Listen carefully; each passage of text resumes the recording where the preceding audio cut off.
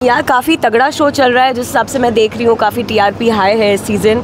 And मुझे मतलब मैं देख चुकी हूँ already season, I was shooting for it and उसके बाद भी मैं देख रही हूँ तो मुझे काफ़ी मज़ा आ रहा है। हम लोग तो एक एक घंटा बैठ के देख रहे होते कि अब क्या क्यों होने वाला है, और जाता ना कि यार इसने ऐसा क्यों किया, इसने इसको वोट आउट क्यों किया। और लास्ट ईयर अभी मैंने ये शो किया ही था, तो मेरे लिए बहुत ऐसा मतलब अभी मैं अभी भी फील कर पाता हूँ जैसे हम लोग होते थे, जैसे कंटेस्टेंट हैंडल करते हैं छोटी छोटी चीज़ें। तो हमें भी याद है कैसे हमें टास्क बताए जाते थे, कैसे हम परफॉर्म करते थे, कैसे हम एलिमिनेशन प्लान करते थे। तो it's very rooted between us now, क्योंकि ये भी उस जर्नी पे थी, इस बार भी वो जर्नी पे थी। सो बहुत कनेक्टेड हैं हम लोग कहीं ना कहीं। सो वो देखने में बहुत अच्छा लगता है। ऑल्सो आई फील कि रोडीज ने बनाया है यार हमें। I mean it has given me a push. I think for you it was Splitsvilla. Splitsvilla says he entered into the industry and for me it was Roadies, so I think I will always be grateful to that show. जो जजेस के बारे में आप क्या कहना चाहेंगे? जैसे फाइट भी हो जाती है जजेस, क्या कहना चाहेंगे? आप क्या कहना? Crazy है, I mean it's fun to watch them, क्योंकि जब आप एक शो कर रहे होते हो ना, आप इतना कनेक्टेड फील हो जाते हो, आपको रियलाइज़ ही नहीं होता कि सामने वाला मुझसे लड़ रहा है। उस टाइम ऐसा होता है कि इसने मुझे बोला है कुछ, मुझे इसको जवाब देना है, एंड सेंटेंस मेरा होना चाहिए। तो वो देखने में ऐसा लगता है कि झगड़ रहे हैं, बट वो ऐसा नहीं होता है। बाद में शूट खत्म होने के बाद सब आजू बाजू सब बैठ के चिल कर रहे होते हैं, but when we are shooting तो वो अग्रेशन आ ही जाता है। That is very important for this show. I think कहीं ना कहीं जब भी आप कोई गेम प्ले भी कर रहे होते हो, आप यार अपने दोस्तों के साथ भी गेम खेल रहे होते हो, तो गेम स्पोर्ट निकलता है जहाँ पे आपकी एनर्जी है, तो वहाँ पे डिस्प्यूट भी हो जाते हैं, जहाँ पे रूल्स को लेके अनबन हो जाती हैं, चीज़ें हो जाती हैं। और आप इतना बड़ा गेम खेल, रूल भी नहीं होता सेटेड रूल की ऐसे ऐसे आपको चीज़ें करनी है।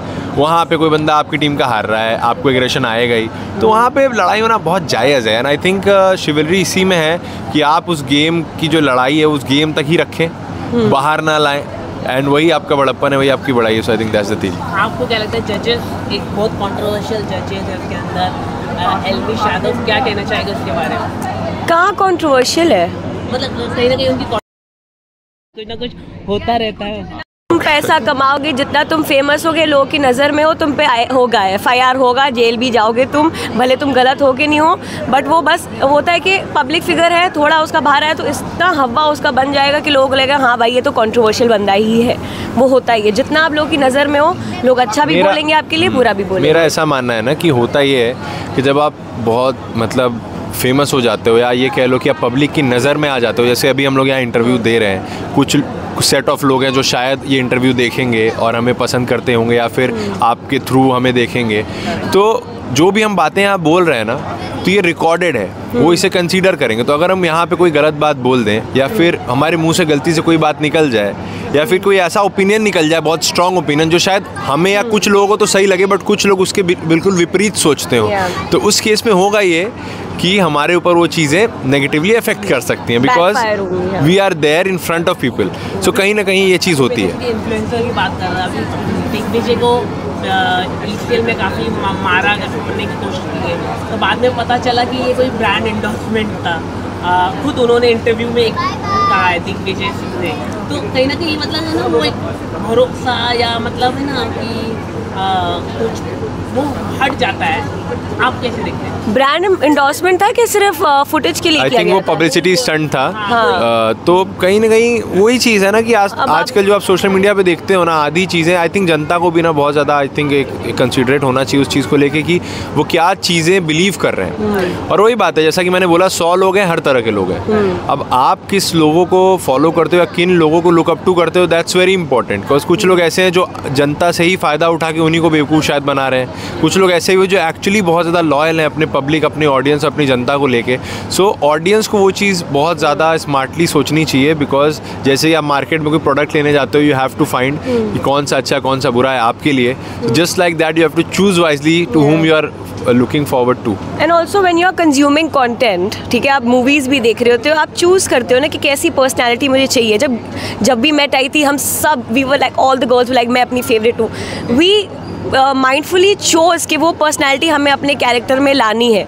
तो आप में इतना दिमाग होना चाहिए कि आपको किस इन्फ्लुएंसर से क्या पिक करना है, किस मूवी स्टार से क्या उठाना है, किस चीज़ से क्या सीखना है, ये आप पे है, ये आप अपना दिमाग लगाएं। ओके, 1 साल हो चुका है आपको ये शो में, are you happy with your character right now?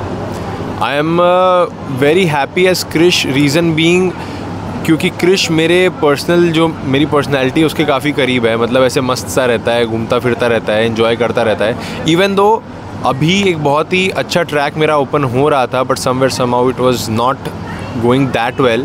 So now after doing this show from 1.5 years, I expect a lot of more character and a lot of more flavor from Krish now, and I'm expecting that.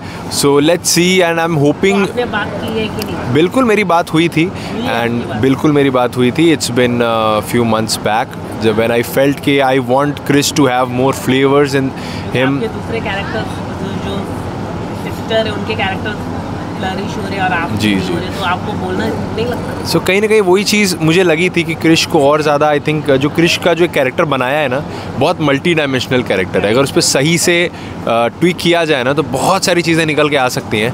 तो उसी बारे में मेरी बात हुई थी, and I am hoping now कि बहुत कुछ बाहर आएगा बहुत जल्द, and I am looking forward to it. Okay, thank you so much, love talking to you. Thank you. Thank you.